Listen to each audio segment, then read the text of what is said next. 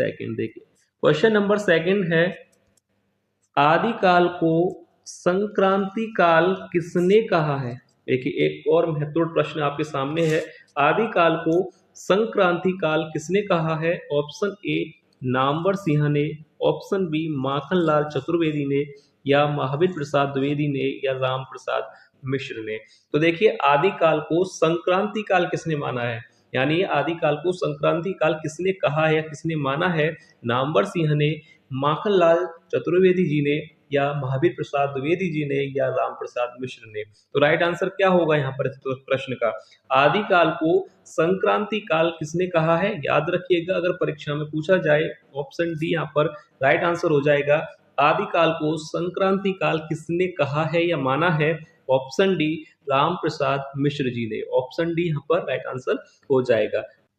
अब देखिए अगला प्रश्न है क्वेश्चन नंबर 3, आदिकाल को प्राचीन काल किसने कहा है? देखिए एक और महत्वपूर्ण प्रश्न है परीक्षा के लिए, आदिकाल को प्राचीन काल किसने कहा है या किसने माना है? ऑप्शन ए रामचंद्र शुक्ल ने, माखनलाल चतुर्वेदी ने, या शंभुनाथ सिंह ने, हजारी प्रसाद द्विवेदी जी ने। तो देखिए आदिकाल को प्राचीन काल किसने कहा है? किसने आदिकाल को प्राचीन काल माना है? रामचंद्र शुक्ल ने माना है, या माखनलाल चतुर्वेदी जी ने, शंभुनाथ सिंह ने, या हजारी प्रसाद द्विवेदी जी ने। तो देखिए आदिकाल को प्राचीन काल किसने कहा है? तो राइट आंसर हो जाएगा, अगर परीक्षा में अगर ये प्रश्न आपसे पूछा जाता है कि आदिकाल को प्राचीन काल किसने माना है, तो राइट आंसर हो जाएगा ऑप्शन सी शंभुनाथ सिंह ने। याद रखिएगा काफी महत्वपूर्ण प्रश्न लिए गए हैं, तो आप लोग वीडियो को ध्यान से देखिएगा, एक एक प्रश्न को अच्छी तरह से देखिएगा। तो आदिकाल को प्राचीन काल किसने कहा है या माना है? तो राइट आंसर हो जाएगा शंभुनाथ सिंह जी ने। ऑप्शन सी यहाँ पर राइट आंसर होगा। अब इसके बाद देखिए अगला प्रश्न देखते हैं, क्वेश्चन नंबर 4। देखिए एक और महत्वपूर्ण प्रश्न है कि आदिकाल को संक्रमण काल किसने कहा? आदिकाल को संक्रमण काल किसने कहा या किसने माना है? ऑप्शन दिए गए हैं, सुमित्रा नंदन पंत जी ने, राम खेलावन पांडे ने, हरिश्चंद्र वर्मा ने, या ऑप्शन डी बी और सी दोनों, यानी राम खेलावन पांडे जी और हरिश्चंद्र वर्मा दोनों ने ही आदिकाल को संक्रमण काल माना है। तो यहाँ पर इस प्रश्न का राइट आंसर क्या होना चाहिए? आदिकाल को संक्रमण काल का दर्जा यानी संक्रमण काल किसने कहा था या किसने माना था? ये भी काफी अच्छा प्रश्न है परीक्षा के लिए। तो याद रखिएगा आदिकाल को संक्रमण काल किसने कहा था? राम खेलावन पांडे और हरिश्चंद्र वर्मा, यानी इन दोनों ने ही आदिकाल को संक्रमण काल कहा है। तो यहाँ पर राइट आंसर क्या होगा? विकल्प देखिए डी सही हो जाएगा, बी और सी दोनों, यानी राम खेलावन पांडे और हरिश्चंद्र वर्मा दोनों ने ही आदिकाल को संक्रमण काल माना है। याद रखिएगा अच्छा प्रश्न है, परीक्षा में आपसे पूछा जा सकता है। अब इसके बाद देखिए क्वेश्चन नंबर 5, एक और शानदार महत्वपूर्ण प्रश्न आपके सामने है, आदिकाल को अपभ्रंश काल नाम किसने दिया था? देखिए एक और शानदार प्रश्न परीक्षा के लिए, आदिकाल को अपभ्रंश काल नाम किसने दिया था? ऑप्शन ए माखनलाल चतुर्वेदी जी ने, चंद्रधर शर्मा गुलेरी ने, हजारी प्रसाद द्विवेदी ने, या महावीर प्रसाद द्विवेदी ने। तो देखिए आदिकाल को अपभ्रंश काल नाम किसने दिया था? अपभ्रंश काल किसने कहा था आदिकाल को? तो राइट आंसर क्या होना चाहिए? किसने कहा था? माखनलाल चतुर्वेदी ने, चंद्रधर शर्मा गुलेरी, हजारी प्रसाद द्विवेदी, या महावीर प्रसाद द्विवेदी। राइट आंसर क्या होना चाहिए? आदिकाल को अपभ्रंश काल जो है किसने दिया होगा नाम? माखनलाल जी ने, चंद्रधर शर्मा गुलेरी ने, हजारी प्रसाद ने, या महावीर प्रसाद ने। तो याद रखिए इस प्रश्न का राइट आंसर क्या हो जाएगा? किसने जो है आदिकाल को अपभ्रंश काल का नाम दिया था? वह है चंद्रधर शर्मा गुलेरी। याद रखिएगा चंद्रधर शर्मा गुलेरी ने आदिकाल को अपभ्रंश काल का नाम दिया था। इनके साथ साथ धीरेन्द्र वर्मा भी थे, उन्होंने भी आदिकाल को अपभ्रंश काल कहा है, पर यहाँ पर जो विकल्प दिए गए हैं उसके हिसाब से चंद्रधर शर्मा गुलेरी यहाँ पर राइट आंसर होगा। याद रखिएगा। अब इसके बाद देखिए क्वेश्चन नंबर 6। देखिए एक और महत्वपूर्ण प्रश्न है, आदिकाल को बीज वपन काल नाम किसने दिया? ये काफी महत्वपूर्ण प्रश्न है, सारे ही प्रश्न काफी महत्वपूर्ण हैं, कोई ना कोई एक दो प्रश्न आपको परीक्षा में शायद देखने को मिल सकता है, तो इसलिए वीडियो को ध्यान से जरूर देखिएगा। आदिकाल को बीज वपन काल नाम किसने दिया था? ऑप्शन नामवर सिंह ने, रामचंद्र शुक्ल ने, महावीर प्रसाद द्विवेदी ने या हजारी प्रसाद द्विवेदी ने? तो आदिकाल को बीज वपन काल किसने कहा होगा, किसने नाम दिया होगा आदिकाल को? माना होगा कि आदिकाल को बीज वपन काल का नाम किसने दिया है, किसने माना है? क्या वह नामवर सिंह है, रामचंद्र शुक्ल है, महावीर प्रसाद द्विवेदी हैं या हजारी प्रसाद द्विवेदी हैं? तो राइट आंसर बताइए क्या होना चाहिए यहाँ पर, कौन से विकल्प जो है यहाँ पर राइट होगा, ए बी सी और डी में से? तो देखिए क्वेश्चन नंबर 6 का जो राइट आंसर हो जाएगा, ये काफी अच्छा है, परीक्षा में ये प्रश्न के चांस ज्यादा है आने के कि आदिकाल को बीज वपन काल नाम किसने दिया था? तो राइट आंसर हो जाएगा, किसके साथ जाएंगे, सी, महावीर प्रसाद द्विवेदी जी ने।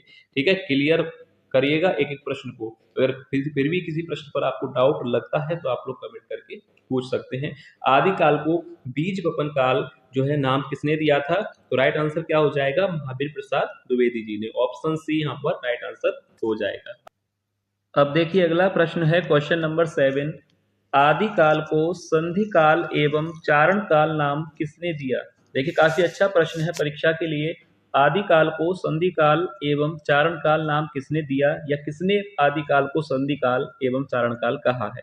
ऑप्शन ए महावीर प्रसाद द्विवेदी ने, या ऑप्शन बी हजारी प्रसाद द्विवेदी ने, ऑप्शन सी रामविलास शर्मा ने, या ऑप्शन डी राम कुमार वर्मा ने? तो देखिए किसने आदिकाल को संधिकाल एवं चारण काल कहा है? तो इस प्रश्न का जो राइट आंसर यहाँ हो जाएगा ऑप्शन डी। याद रखिएगा राम कुमार वर्मा ने आदिकाल को संधिकाल एवं चारण काल का नाम दिया है। याद रखिएगा ऑप्शन डी यहाँ पर राइट आंसर हो जाएगा, राम कुमार वर्मा जी। अब इसके बाद देखिए अगला प्रश्न है क्वेश्चन नंबर 8। देखिए एक और महत्वपूर्ण प्रश्न है, आदिकाल को अनिर्दिष्ट लोक प्रवृत्ति का युग किसने कहा है? देखिए परीक्षा के लिए काफी अच्छा प्रश्न है। आदिकाल को अनिर्दिष्ट लोक प्रवृत्ति का युग किसने कहा है? ऑप्शन ए नामवर सिंह ने, हजारी प्रसाद द्विवेदी, महावीर प्रसाद द्विवेदी, या ऑप्शन डी रामचंद्र शुक्ल जी ने? तो देखिए आदिकाल को किसने कहा है अनिर्दिष्ट लोक प्रवृत्ति का युग? तो यहाँ पर राइट आंसर क्या होगा, किस विकल्प के साथ हमें जाना चाहिए? नामवर सिंह, हजारी प्रसाद द्विवेदी, महावीर प्रसाद द्विवेदी ने, या रामचंद्र शुक्ल जी ने? तो किसने कहा है? राइट आंसर हो जाएगा ऑप्शन डी। किसके साथ जाना चाहिए? ऑप्शन डी रामचंद्र शुक्ल आदिकाल को अनिर्दिष्ट लोक प्रवृत्ति का युग माना है। अब इसके बाद देखिए अगला प्रश्न है क्वेश्चन नंबर 9। देखिए परीक्षा के लिए काफी महत्वपूर्ण प्रश्न है ये, इसका आंसर जो है ध्यान से देख लीजिएगा, ये परीक्षा में आपसे पूछा जा सकता है कि आदिकाल को सिद्ध सामंत काल नाम किसने दिया? आदिकाल को सिद्ध सामंत काल नाम किसने दिया? ऑप्शन ए भारतेंदु हरिश्चंद्र ने, हजारी प्रसाद द्विवेदी ने, वासुदेव सिंह ने, या राहुल सांकृत्यायन ने? तो आदिकाल को सिद्ध सामंत काल किसने कहा था? ये प्रश्न परीक्षा में आपसे पूछा जा सकता है क्योंकि काफी महत्वपूर्ण प्रश्न है। आदिकाल को सिद्ध सामंत काल नाम किसने दिया था? किसने आदिकाल को सिद्ध सामंत काल कहा था? भारतेंदु हरिश्चंद्र जी ने, आचार्य प्रसाद द्विवेदी ने, वासुदेव सिंह ने, या राहुल सांकृत्यायन ने? तो देखिए सिद्ध सामंत काल आदिकाल को किसने माना है या कहा है? वह थे राहुल सांकृत्यायन। तो राइट आंसर क्या होगा यहाँ पर? Option D. याद रखिएगा सिद्ध सामंत काल आदिकाल को किसने कहा था या किसने माना था? राहुल सांकृत्यायन ने। ऑप्शन डी यहाँ पर राइट आंसर हो जाएगा। अब इसके बाद देखिए अगला प्रश्न है क्वेश्चन नंबर 10। देखिए आदिकाल को वीर गाथा काल नाम किसने दिया? ऑप्शन ए सुमित्रा नंदन पंत ने, हजारी प्रसाद द्विवेदी ने, बच्चन सिंह ने, या आचार्य रामचंद्र शुक्ल ने? तो देखिए आदिकाल को वीर गाथा काल भी कहा जाता है, ये तो आपको पता है कि आदिकाल का दूसरा नाम वीर गाथा काल भी है। पर वीर गाथा काल किसने कहा था, किसने ये नाम दिया था आदिकाल को? आदिकाल को वीर गाथा काल किसने कहा था या किसने ये नाम दिया था? सुमित्रा नंदन पंत थे, या हजारी प्रसाद द्विवेदी थे, बच्चन सिंह थे, या आचार्य शुक्ल जी थे? तो राइट आंसर हो जाएगा आदिकाल को वीर गाथा काल नाम दिया था या वीर गाथा काल माना था, वह थे शुक्ल जी। ऑप्शन डी यहाँ पर राइट आंसर हो जाएगा, आचार्य रामचंद्र शुक्ल। अब इसके बाद देखिए अगला प्रश्न है क्वेश्चन नंबर 11। आदिकाल को अंधकार काल नाम किसने दिया था? अब देखिए आदिकाल को अंधकार काल किसने कहा है? कितना अच्छा प्रश्न है परीक्षा के लिए। आदिकाल को अंधकार काल जो है किसने कहा है? सुमित्रा नंदन पंत ने, आचार्य प्रसाद द्विवेदी ने, बच्चन सिंह ने, या पृथ्वीनाथ कमल कुल श्रेष्ठ जी ने? तो किसने आदिकाल को अंधकार काल जो है कहा है या माना है? पंत थे या हजारी प्रसाद द्विवेदी हैं या बच्चन सिंह हैं या पृथ्वीनाथ कमल कुलश्रेष्ठ हैं। तो बताइएगा अंधकार काल जो है आदिकाल को नाम किसने दिया था? तो राइट आंसर हो जाएगा क्वेश्चन नंबर 11 का डी। याद रखिएगा पृथ्वीनाथ कमल कुलश्रेष्ठ थे जिन्होंने आदिकाल को अंधकार काल नाम दिया था। तो राइट आंसर हो जाएगा ऑप्शन डी। अब देखिए अगला प्रश्न है 12वां। आदिकाल को वीर काल नाम किसने दिया? Option A Ramdhari Singh Dinkar, B Bharatendu Harishchandra, C Bachchan Singh या विश्वनाथ प्रसाद मिश्र ने। तो आदिकाल को वीर काल नाम किसने दिया, यानी आदिकाल को वीर काल किसने कहा है? रामधारी सिंह दिनकर ने, भारतेंदु हरिश्चंद्र ने, बच्चन सिंह ने या विश्वनाथ प्रसाद मिश्र ने। तो देखिए राइट आंसर यहाँ पर क्या हो जाएगा? आदिकाल को वीर काल नाम किसने दिया था? विश्वनाथ प्रसाद मिश्र ने। तो ऑप्शन डी यहाँ पर राइट हो जाएगा। पर एक बात मैं आपको यहाँ पर क्लियर कर दूं, आदिकाल को वीर गाथा काल किसने कहा था? तो राइट आंसर होगा आचार्य रामचंद्र शुक्ल ने। वीर गाथा काल किसने कहा था? तो रामचंद्र शुक्ल जी ने कहा था। और अगर प्रश्न पूछा जाए कि आदिकाल को वीर काल किसने कहा था, तो विश्वनाथ प्रसाद मिश्र ने। दोनों प्रश्न अलग हैं, तो कंफ्यूज आपको नहीं होना है। वीर गाथा काल अगर आपसे पूछा जाए तो शुक्ल, और वीर काल पूछा जाए तो विश्वनाथ प्रसाद मिश्र। याद रखिएगा, अब कंफ्यूजन बिल्कुल मत करिएगा। अब इसके बाद देखिए अगला प्रश्न है क्वेश्चन नंबर 13वां।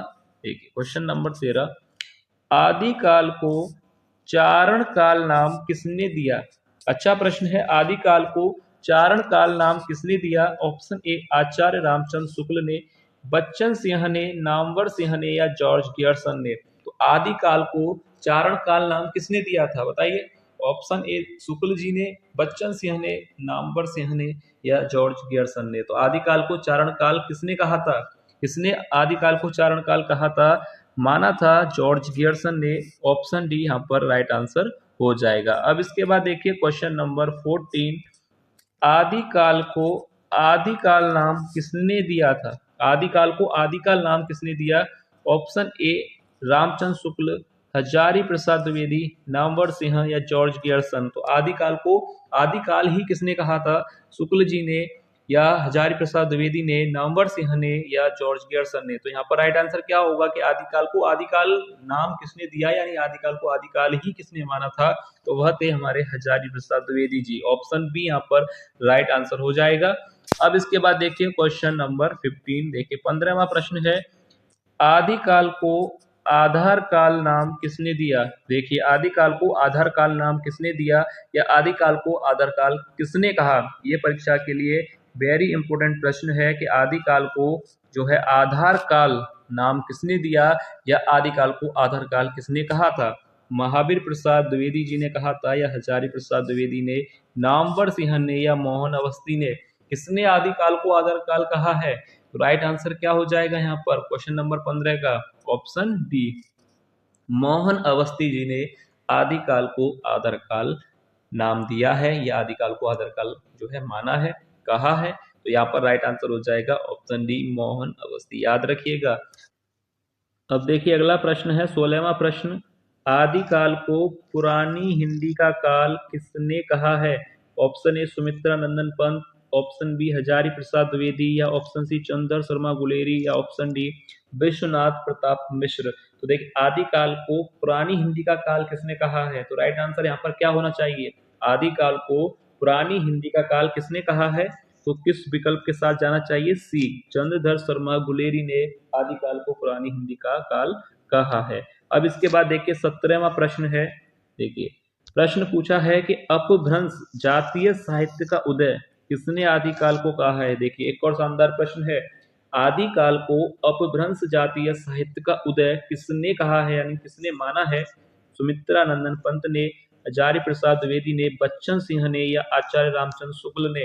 किसने अपभ्रंश जातीय साहित्य का उदय आदिकाल को कहा है, आदिकाल को माना है? सुमित्रा नंदन पंत ने, प्रसाद द्विवेदी ने या बच्चन सिंह ने या आचार्य रामचंद्र शुक्ल ने? तो 17वें प्रश्न का राइट आंसर क्या होना चाहिए बताइए? अपभ्रंश जातीय साहित्य का उदय किसने आदिकाल को कहा है? तो राइट आंसर यहाँ पर 17वें प्रश्न का हो जाएगा बच्चन सिंह ने। ऑप्शन सी यहाँ पर राइट आंसर होगा।